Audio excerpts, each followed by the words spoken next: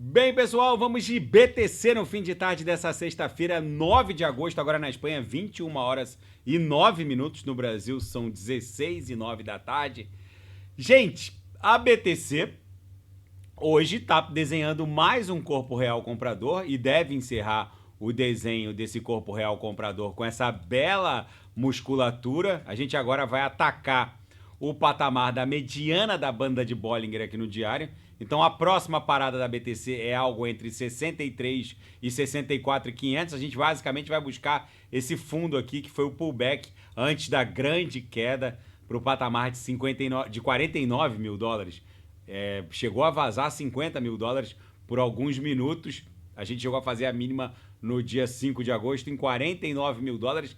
Vocês reparem que todo o estresse desse patamar em torno de 50 acaba encontrando uma parede brutal de compra. Tem até uma reportagem sobre isso, dizendo que de 1º de agosto até anteontem, até o dia 7, a entrada líquida no ETF de BTC da BlackRock bateu 52,5 milhões. Até agora, toda a entrada líquida desde o lançamento do ETF está positivo em 17,2 bi, o que significa que toda vez que a BTC busca 50 mil dólares, o patamar ali é entre 50 e alguma coisa, os institucionais começam a criar as paredes de compra. Então é como se a BTC tivesse encontrado um ponto de inflexão muito interessante. Tem muita grana entrando no mercado spot, tem muito institucional encarteirando a BTC, por isso que eu volto a afirmar aos senhores, essa série de entrada líquida no ETF da BlackRock, da Fidelity, da Franklin Templeton, da ARK Invest, vai acabar promovendo um colapso na oferta, e aí os senhores já sabem, com a explosão da demanda e a oferta colapsada, porque a BTC não é como o ouro.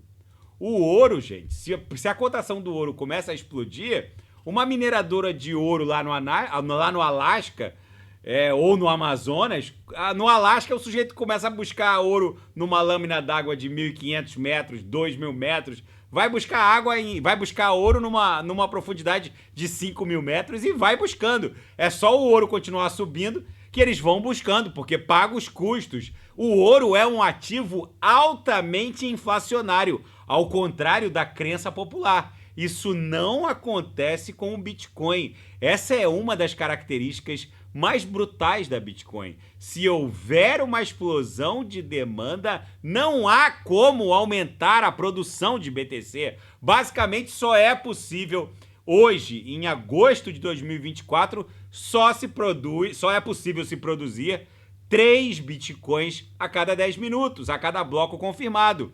Então eu volto a insistir com os senhores. Essas entradas líquidas recorrentes de grana nos ETFs de BTC no mercado à vista, porque ao contrário do mercado de futuros, os emissores desses ETFs precisam ter a BTC real como lastro desses ETFs. E esses emissores custodiam as BTCs desses ETFs lá na Coinbase. E basicamente vai faltar BTC. Não escutem suposto. Eu tenho recebido uma quantidade inacreditável de vídeos e de supostas análises criptográficas dando conta de que a BTC teria já desenhado o topo desse ciclo, que vem uma explosão de oferta, que o preço vai cair para 20. Gente, a BTC, diante dessa parede de compra que está sendo criada aqui no patamar de 50 mil, a BTC, ela só vai... Ela deve estressar 70 mil pela última vez. A gente deve voltar para 66, 64 e depois ela só vai descansar lá no patamar de 100 mil dólares. Vou botar agora no gráfico mensal para os senhores entenderem que a gente está nos estertores dessa onda 4. Em termos de longevidade, para o início dessa tração parabólica, a exemplo do que aconteceu nos ciclos de 2017, 2018, no ciclo de 2021 e que está acontecendo nesse ciclo, depois do halving da BTC, em média, 160 dias depois do halving, a BTC promove essa pernada parabólica. Em média, porque de 18 de abril até hoje, a gente já passou aí basicamente 120 dias. A gente está muito próximo de startar essa atração parabólica que vai levar a BTC para 6 dígitos. Não ousem estar desembarcados do mundo cripto. O que eu tenho visto de chorume destilado nas redes de supostos cripto-influencers falando um monte de bobagem. Não deixem que o horizonte dos senhores fique turvo. E, de preferência, saiam desses grupos do WhatsApp que tem lá os tiozões e as tias da Petrobras que só acreditam no monopólio da riqueza impressa pelo Estado. Não deixem que o horizonte de vocês fique turvo, porque a qualquer ruído neste atual cenário em que a gente está vivendo pode acabar fazendo com que o sujeito desesperado entre entre num frenesi de pânico e venda. Gente, vocês precisam ter a cabeça no lugar. A gente está em vias de protagonizar, de presenciar o que vai ser. Provavelmente esse período será lembrado no futuro como a maior transferência de riqueza desse século. Eu volto a insistir que enquanto eu tô gravando isso aqui, falando aqui para vocês,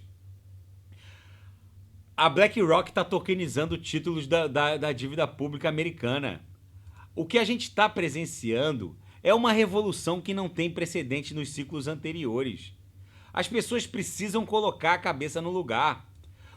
É interessante que esse pivô em 50 mil que essa acumulação está desenhando prova que há um interesse institucional latente. A BTC basicamente não consegue perder esse pivô aqui em 50 mil. E agora, meus amigos, isso aqui vai explodir num pump espasmódico em direção a 100 mil dólares. Muita gente boa acha que vai conseguir encontrar um ponto seguro de entrada, mas não vai.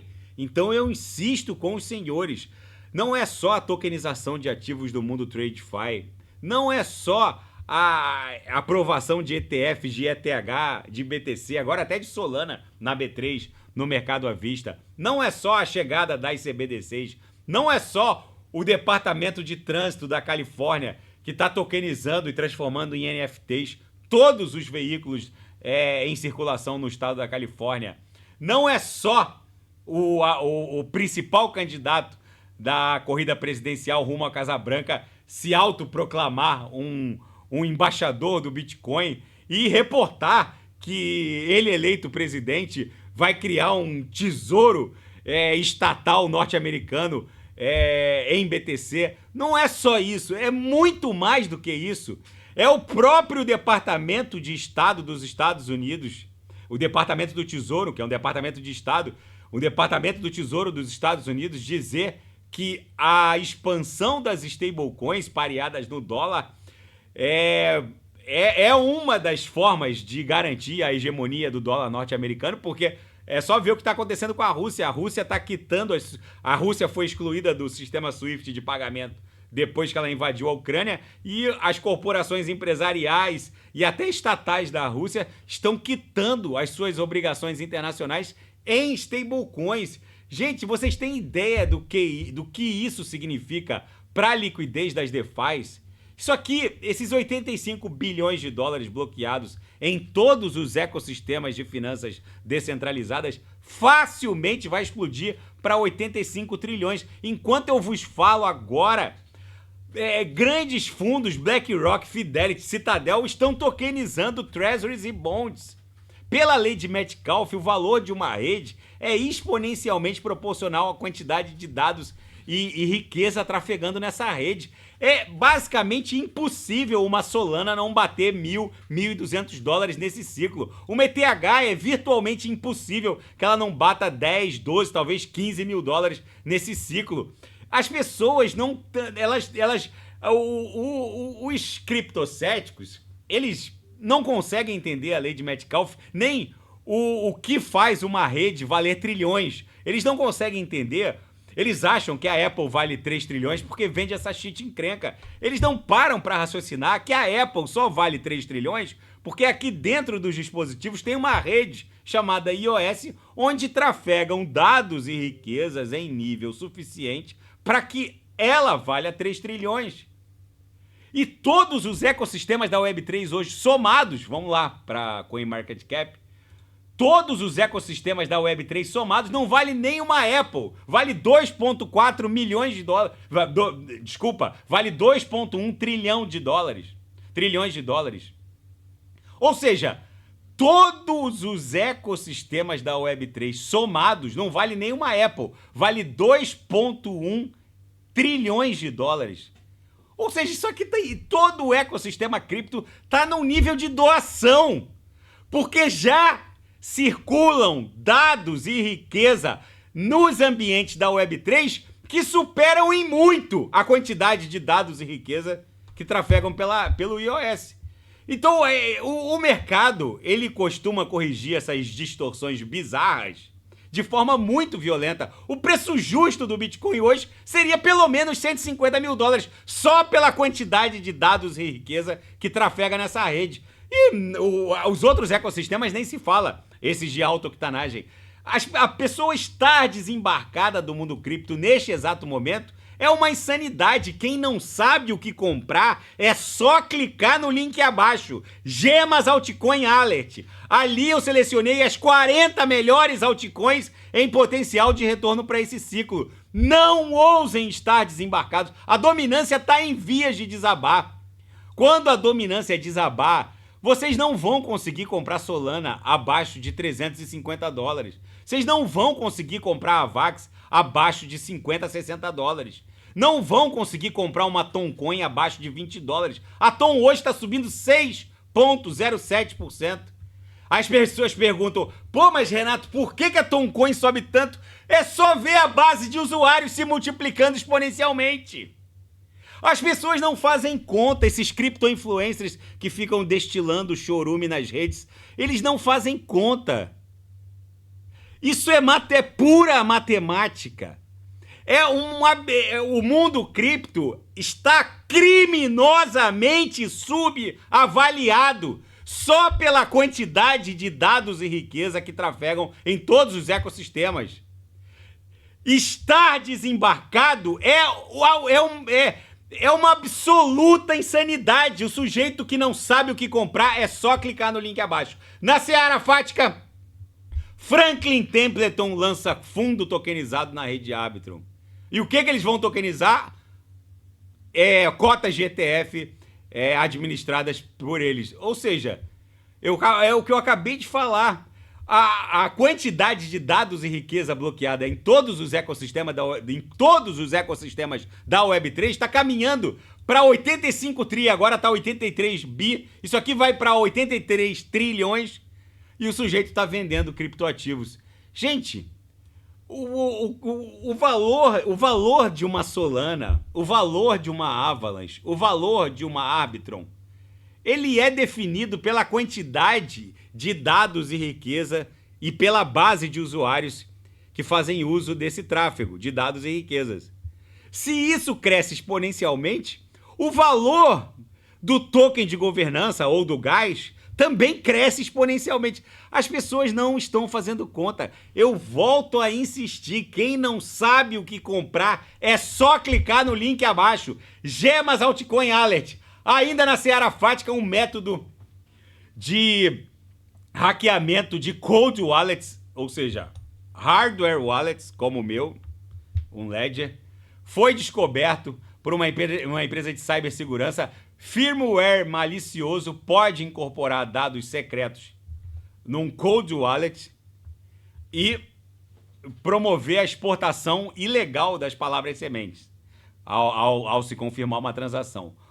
Primeiro de tudo, como o firmware é um software que controla o dispositivo de hardware, ou seja, um pendrive, um HD externo ou um Trezor ou um Ledger, eles têm um software aqui dentro que controla o dispositivo, é o firmware. Quem tem o Ledger sabe que de vez em quando, de 2 em 2 meses ou de 3 em 3 meses, a gente abre o Ledger Live, tem uma tarja laranja em cima que pede para atualizar o firmware, que é o software que fica dentro do Ledger.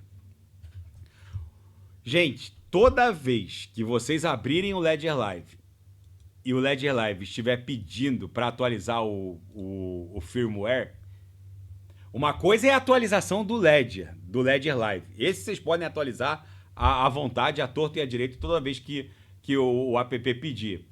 Mas quando houver pedido de autorização para atualizar o firmware, que é o software que fica dentro do Ledger, eu recomendo fortemente aos senhores que vocês esperem pelo menos uma semana ou uns 5, 6 dias, deixem as pessoas atualizarem, porque se houver algum bug no firmware ou uma invasão da nuvem da Ledger, vocês não serão afetados. Eu particularmente não atualizo o firmware. Eu tenho muito receio, porque se houver uma invasão da nuvem da Ledger e eu atualizo o firmware, basicamente eu vou perder meus criptoativos. Não há segunda chance no mundo cripto. E um firmware malicioso foi encontrado por uma empresa de cibersegurança e que pode hackear as palavras sementes de um Ledger.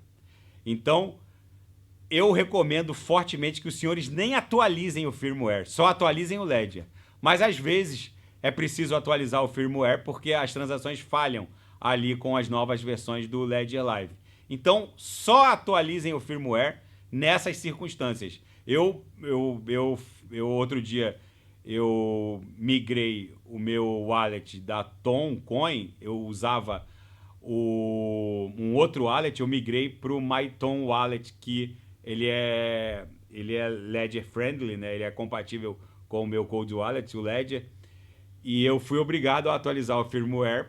Estava ali a tarja alaranjada há muito tempo, e eu não atualizo porque não é necessário para interagir com o MetaMask e nem com o Phantom, nem com outros DEX Wallets conectados no Ledger. Aí eu fui obrigado a atualizar, mas eu confesso que eu não me sinto à vontade atualizando o firmware do Ledger, porque pode acontecer. Vocês lembram naquele ataque hacker que teve contra a Atomic Wallet?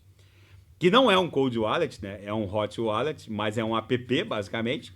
Quem atualizou o app a pedido do próprio app perdeu todos os criptoativos, porque o grupo Lazarus de hackers, eles invadiram o servidor da Atomic e aí o sujeito atualizou o app com o ransomware do grupo Lazarus. Aí qualquer transação já mandava as palavras sementes direto para o grupo Lazarus lá de Pyongyang. Então, fique esse alerta. Se não for necessário para ultimar as transações, nem atualizem o firmware. Agora, se forem atualizar, esperem pelo menos ficar ali a tarde aparecendo 1 ou 2 semanas. Depois que muita gente atualizar e nenhum bug for reportado, nem drenagem, nem nada, aí vocês vão lá e atualizam. No mundo cripto, infelizmente, até que toda essa tecnologia seja mais sedimentada, a gente ainda tem que se valer de algumas precauções a mais do que o normal, a mais do que as recomendáveis, porque não há segunda chance. Se você colocar um software malicioso dentro do Ledger, os hackers vão receber a exportação ilegal das palavras sementes. Enfim, é a realidade do mundo cripto. E quem não tem segurança para operar um Ledger ou um Cold Wallet ou qualquer wallet de autocustódia, deixa na Binance, que a Binance vai basicamente fazer isso por vocês. Só que se a Binance falir ou for hackeada, seus criptoativos vão juntos, vocês vão ficar igual os credores da FTX. Mas a Binance, eu estou falando isso por hipótese, a Binance é a CeFi mais poderosa do planeta. Eu, particularmente, não acredito que vá acontecer alguma coisa com a Binance. E a Binance, falando nela, bloqueou 73 milhões de fundos suspeitos, roubados, hackeados. Enfim, a Binance tem um compliance muito violento, muito contundente, né, e efetivo, muito eficaz. E eles possuem uma blacklist muito extensa e qualquer fundo que pelo caminho dentro da blockchain seja oriundo de hackeamento, de qualquer ilícito envolvendo criptoativos, eles dão freeze. Só nesse ano eles já bloquearam 73 milhões de dólares, já superaram os 55 milhões de dólares bloqueados durante todo o ano de 2023. Na seara geopolítica e finanças internacionais, o diretor do Fed de Chicago deu uma entrevista nesse final de semana, nessa sexta-feira, desculpa, no fim de tarde dessa sexta-feira, dando conta de que alguns membros do board do Fed estariam desconfortáveis com o fato de começarem a cortar a taxa básica de juros há um mês e pouco das eleições dos Estados Unidos. Mas, segundo ele, o Fed fará o que tem que ser feito de forma técnica, independente de pressões políticas.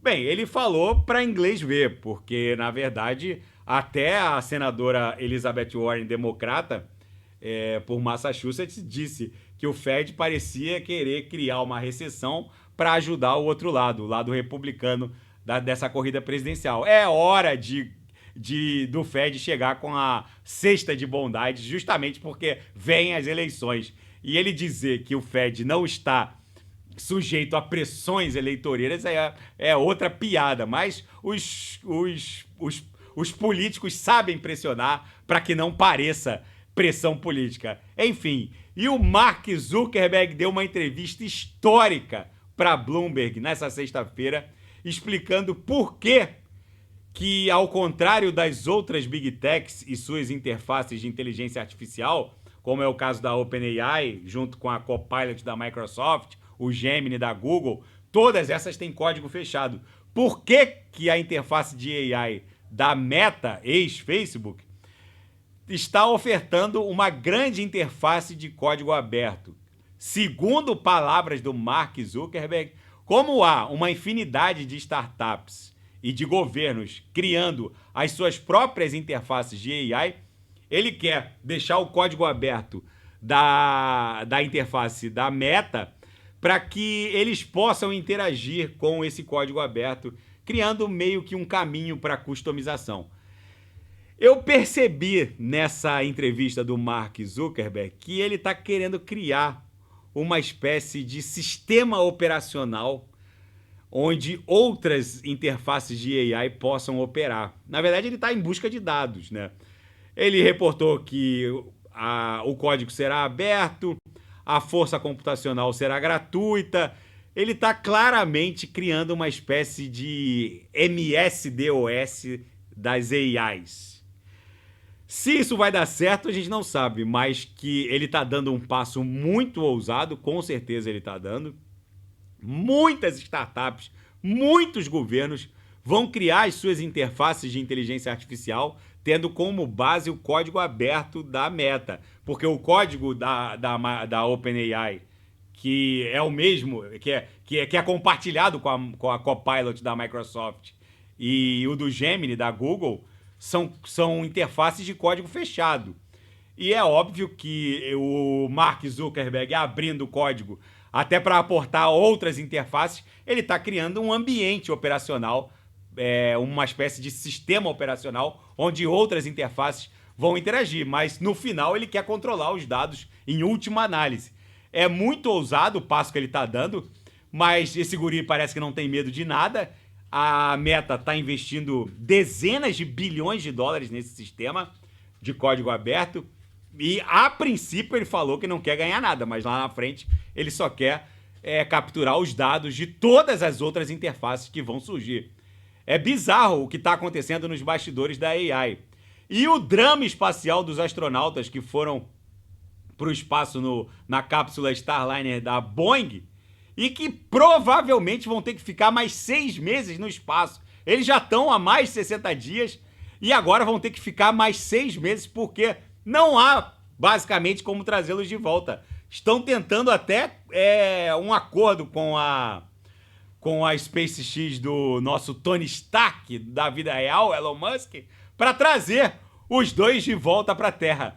Enfim, gente, o que está acontecendo no gráfico da BTC é, no mínimo, vulcânico. Isso aqui fatalmente vai explodir em direção a 100 mil dólares. Eu volto a alertar os senhores que o que está acontecendo nesse ciclo não há precedente em qualquer outro ciclo quatrienal anterior a esse. vai ser a maior transferência de riqueza desse século. Vocês vão lembrar desses meus vídeos. Não ousem ficar desembarcados do mundo cripto. Quem não sabe o que comprar, é só clicar no link abaixo, Gemas Altcoin Alert. Ali eu selecionei as 40 melhores altcoins em potencial de retorno para esse ciclo. Tá bom, pessoal? Se nada fugir do script, eu volto amanhã para analisar a própria BTC. Fiquem com Deus e quem quiser sugerir, é só colocar nas mensagens abaixo. Até amanhã, grande abraço. Fiquem com Deus.